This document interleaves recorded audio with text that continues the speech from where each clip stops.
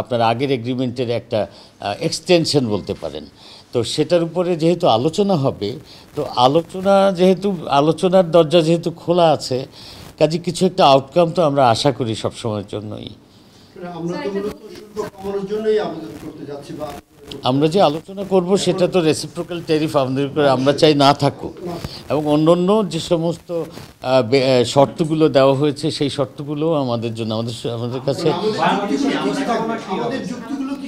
আমাদের মোটা দাগে আমাদের যুক্তিগুলো থাকবে, প্রথমত শুল্ক কমানো, এবং দ্বিতীয়ত হলো যে আমাদের ট্রেড রিলেটেড আরও যে ইস্যুসগুলো আছে সেগুলোকে আমরা যাতে করে অসুবিধাজনক পরিস্থিতি না পড়ি। মোদ্দা কথা হলো যে আমাদের প্রধান বিবেচ্য বাংলাদেশের জন্য প্রধান বিবেচ্য হলো আমাদের বাণিজ্য স্বার্থ সংরক্ষণ করা এবং যুক্তরাষ্ট্রের বাজারে বাংলাদেশের যে এক্সিস্টিং বাণিজ্য আছে সেই বাণিজ্যটা রক্ষা করা। আর আমাদের কাছে তারা কিছু চেয়েছে, সেটা হলো শুল্ক কমানো পর্যায়ক্রমে, এবং শুল্ক, VAT, supplementary duty, regulatory duty, এগুলো যেন আমরা কমাই প্রস্তাব তারা করেছে। আমরা সেটা এনবিআর এর সাথে কনসালটেশন করার পরে, এনবিআর এবং সরকারের অন্য অংশের সাথে কনসালটেশন করে সে ব্যাপারেও আমরা সিদ্ধান্ত নিব। তবে সেটা জি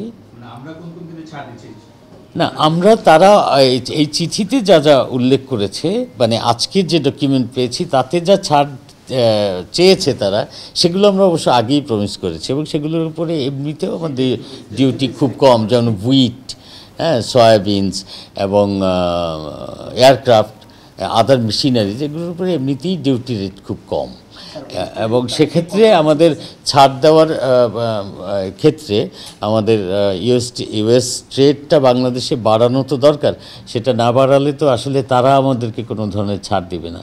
কাজে আমরা আলাপ আলোচনা করে কিছু ছাড় তো দিতে সম্মত হতেই হবে।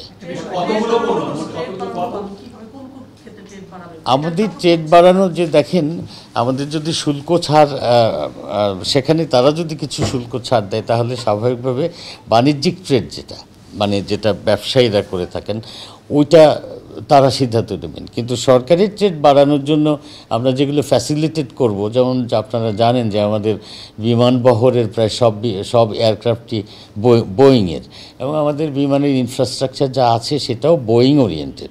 কাজে বোয়িংয়ের ফ্লাইট কেনার জন্য আমাদের কিছু আদেশ দেওয়ার কথা রয়েছে খুব শীঘ্রই, আমরা সেভাবে নেগোসিয়েশনও করেছি বোয়িংয়ের সাথে। এছাড়া তুলা আমদানিকে আমরা প্রমোট করব, সেটা করার জন্য তুলার উপর আপনারা জানেন যে এমনিতেই শূন্য শুল্ক, কিন্তু সেখানে আমেরিকান তুলা আমদানি যাতে বেশি হয় সেজন্য আমরা কিছু ফ্যাসিলিটি এখানে তৈরি করে দিব। এটা গেল তুলার ক্ষেত্র।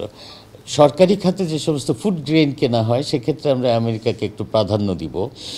তো এভাবে আমরা আসলে আমেরিকান ট্রেডটা বাড়াবো। আর আপনারা জানেন যে আমাদের মিলিটারি ইকুইপমেন্টেরও একটা বড় অংশ আসলে আমেরিকা থেকে প্রকিউর করা হয়, সে সমস্ত ক্ষেত্রটাও আমরা বিবেচনায় নিচ্ছি। বান্ডেল থাকলে প্রতি সেনমানিতে টাকা বাঁচবে। বিকাশ সেনমানি বান্ডেল কিনে জিতুন প্রতি লেনদেনে। দেখুন, আমাদের এই যে তুলার উপরে 2% এআইটি ইম্পোজ করা, এটা এই বছরের একদম নতুন ফেনোমেনা। এটা নিয়ে আলোচনা চলছে।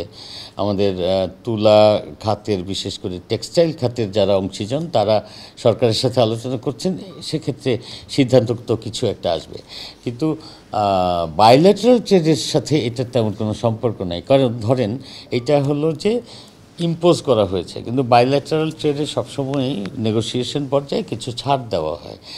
তো হয়তো হতে পারে যে তুলার ক্ষেত্রে, আমেরিকান তুলার ক্ষেত্রে সেই ছাড়, এবং ওভারঅল গভর্নমেন্ট কিনা আমরা যেদিন থেকে রেসিপ্রোকাল ট্যারিফ ইম্পোজ হয়েছে, তারপরে আমাদের মাননীয় প্রধান উপদেষ্টা চিঠি দেওয়া, আমাদের বাণিজ্য উপদেষ্টা চিঠি দিয়েছেন, আমি দিয়েছি, আমরা প্রায় 5 দফা মিটিং করেছি, অনলাইন এবং অফলাইন। এরপরে আমরা তাদের যে ফ্রেমওয়ার্ক এগ্রিমেন্টের খসড়া পাঠিয়েছে সেগুলোর উপরে 3 দফা, গত দিন মিলে 4 দফা আমরা সেই খসড়ার উপরে অ্যামেন্ডমেন্ট পাঠিয়েছি, সেগুলোর উপরে নেগোসিয়েশন করেছি। এছাড়া ইমেইল যোগাযোগ বা টেলিফোন যোগাযোগ এগুলো চলছে। কাজে আমরা একদম ফুল টাইম এনগেজ ছিলাম গত সেই 2রা এপ্রিল থেকে। আমরা এনগেজ না বা তৎপর আমরা কম, এটা কোনোভাবেই বলা যাবে না। আমরা একদম যথেষ্ট তৎপর।